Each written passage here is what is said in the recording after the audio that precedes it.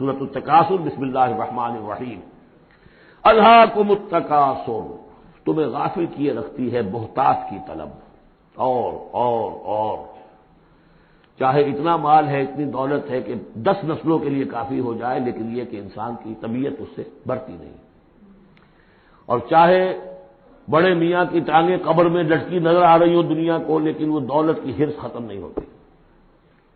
الہاکم التکاثر، تمہیں یہ کثرت اور یہ غافل کیے رکھتی ہے، حتی زرتم المقابر، یہاں تک کہ تم قبروں تک پہنچ جاتے ہو، اس وقت تک یہ بات ختم نہیں ہوتی۔ یعنی یہ حوث جو ہے انسان میں، دولت کی لالچ اور دولت کی محبت، اس کو بھرتی ہے تو قبر کی مٹی سے وہ بھری جاتی ہے، کسی اور مقدار سے دنیا میں یہ حوث نہیں بھرتی۔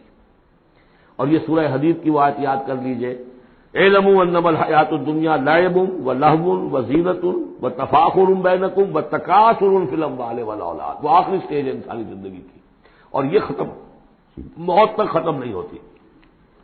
کلا سوف تعلمون، کوئی نہیں، اس وقت تمہیں معلوم ہو جائے گا، حقیقت کھل جائے گی۔ ثم کلا سوف تعلمون، پھر کوئی بات نہیں، ابھی تم رہو اس غفلت میں، اس بدہوشی میں رہو، کوئی بات نہیں۔ ثم کلا سوف تعلمون، حقیقت ایک دن آئے گا کہ وہ برہن ہو کر سامنے آ جائے گی۔ جیسے سورہ جمعہ میں پڑھا تھا ہم نے کہ اے نبی سے کہہ دیجئے کہ اگر تم موت سے بھاگ رہے ہو تو موت خود آ کر تم سے ملاقات کر لے گی، تم چاہے نہ بھی چاہو وہ تو آ جائے گی، تو وہ حقائق تم پر آپشن ہو جائیں گے۔ یہ بالکل ایسے ہی ہے جیسے کہ آخری پارے کی پہلی سورت، عما یتساءلون عن النبأ العظیم الذی هم فیہ مختلفون کلا سیعلمون ثم کلا سیعلمون۔ کلا لو تعلمون علم الیقین، کوئی نہیں، کاش کہ تم جان جاتے یقین والا علم، یہ یقینی علم ہے، کاش کہ ہو جاتا۔